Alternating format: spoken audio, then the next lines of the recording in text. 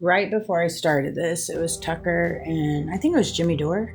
He's like, why? I think he was saying, why hasn't someone like orchestrated millions not paying their credit cards? Well, I'll tell you why. I'll tell you why. Because, first of all, everybody that could orchestrate something like that enjoys their position substantially okay, maybe. So they haven't orchestrated that because they like their position right now in the world. They might lose that if they orchestrated that.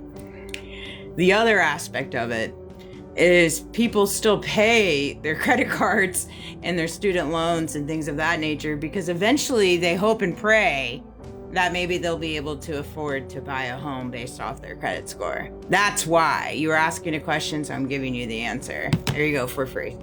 I love Tucker, I love Candace, but I'm just saying, like, we're in two different worlds, we're in two different realities. I respect that. All right, thank you, love you.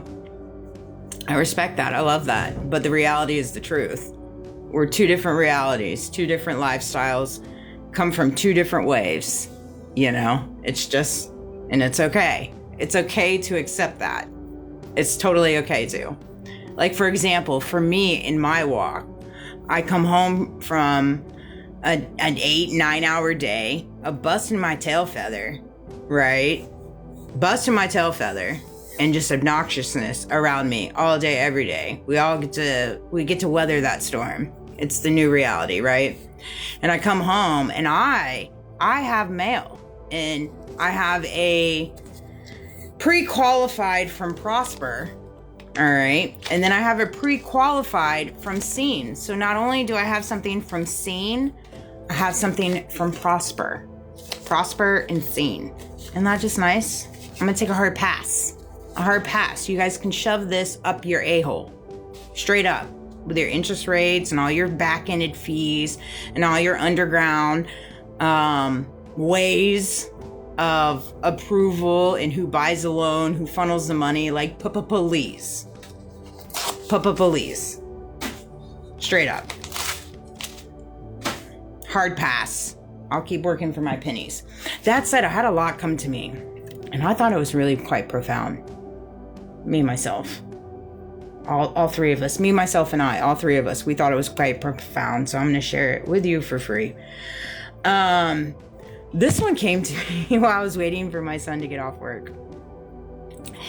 When the answer resides in the question, you know it's a powerful question. So often enough, sometimes, I don't even recognize it, but I'll ask questions when the answer's already in the question that I'm asking. Candace be doing that too sometimes. But yeah, when the answer's already in the question, it's a powerful question. It kind of walks people into an angle of thinking. They need to think before they answer that question.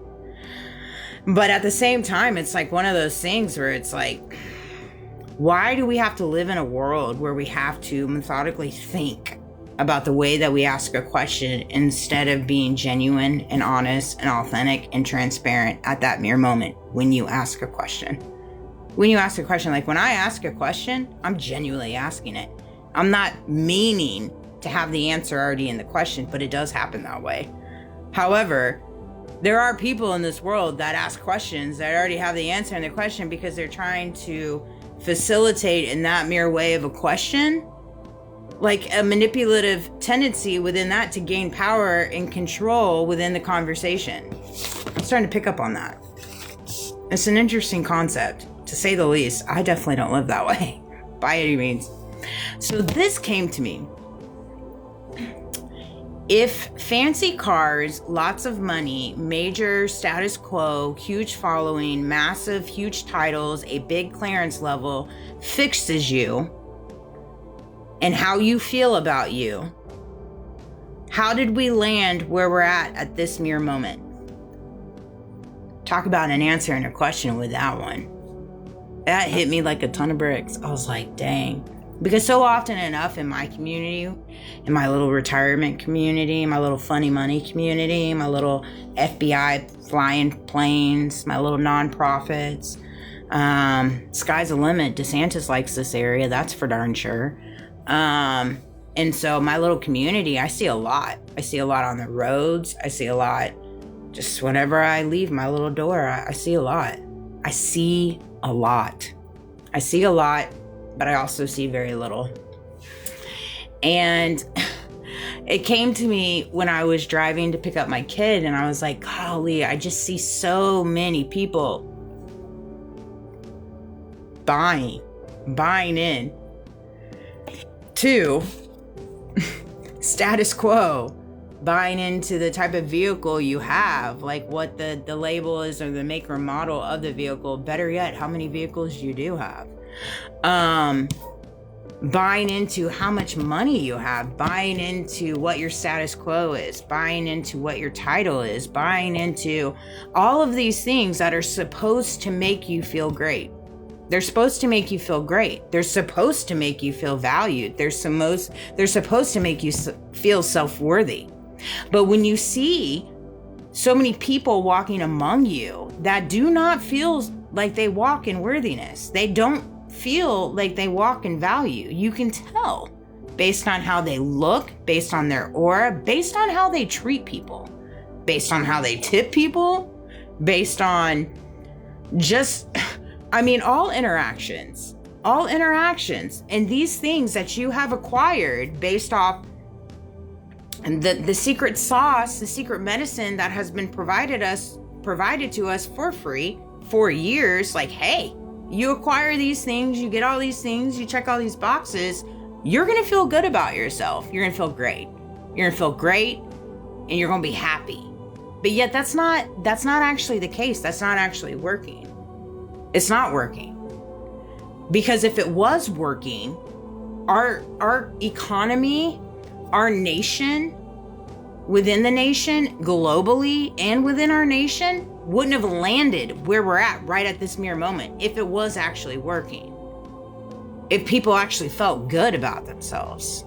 If they did. If they felt worthy. If they felt valued. They wouldn't be in this world throwing out the things that they are throwing out. The illusions that they are throwing out. The tactics.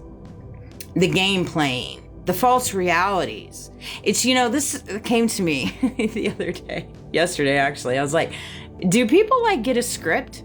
Like, do you get a daily script, or do you get a weekly script, or is it monthly on the role you're playing, whether you're a bad actor or you're a good actor in this reality while you walk into this world with your illusions and your fake mask? Do you get a script? Is it by the day? Is it daily scripts that you receive? Or is it weekly, or is it monthly? It's probably in conjunction to when you get paid on the side, right?